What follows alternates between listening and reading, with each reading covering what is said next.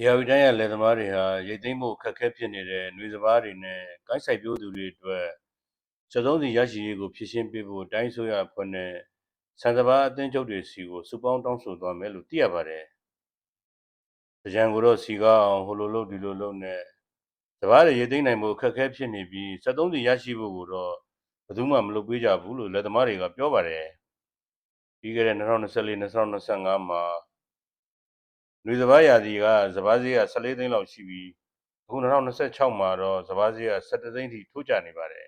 ။တေကကိုစပါးတင်း150လောက်ထွက်မှမရှုံးမှဖြစ်ပြီးတင်း100ကိုရုပ်ထွက်မဲ့အနေထားဆိုရင်တော့နွေစပါးကိုမရိတ်တာကောင်းတယ်လို့လယ်သမားတွေကပြောပါတယ်။ရိတ်ရင်ပိုရှုံးမယ်လို့ဆိုပါတယ်။တချို့လယ်တွေမှာစပါးတွေကျွန်းသွားတဲ့လယ်တွေရှိတယ်လို့လယ်သမားတွေကပြောပါတယ်။ဒီအတိုင်းမှာလယ်ပါဝင်စိုက်ပျိုးရေးလုပ်နေကြတဲ့တောင်သူလယ်သမားတွေအနေနဲ့သက်ဆိုင်ရာရက်ကျေးမြို့နယ်အုပ်ချုပ်ရေးမှူးတွေစီကနေထောက်ခံစာယူပြီး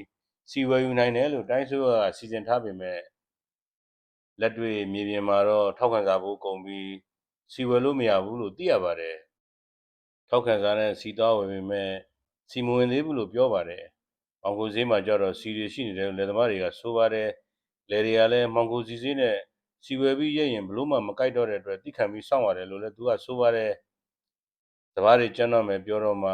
ပုံးနဲ့ရောင်းပေးမယ်တဲ့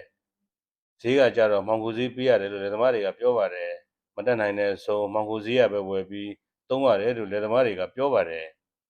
လက်ရှိအချိန်မှာစီတပေပါကိုမောင်ကိုဈေးမှာ30အစိတ်ပေါက်နေပြီးစပါးဈေးကတော့တင်း100ကို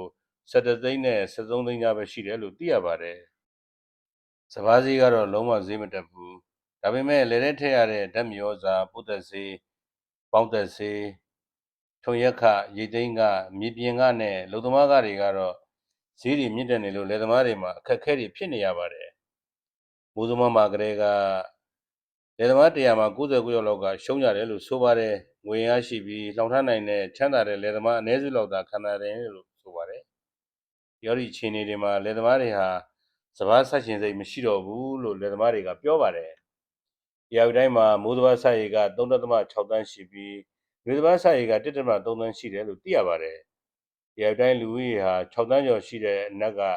80%ကျော်ဟာလယ်ယာလုပ်ငန်းကိုအဓိကစီးပွားရေးဖြစ်လုပ်ကင်ကြသူတွေဖြစ်တယ်လို့သိရပါတယ်။ Burma Voice Media ပါ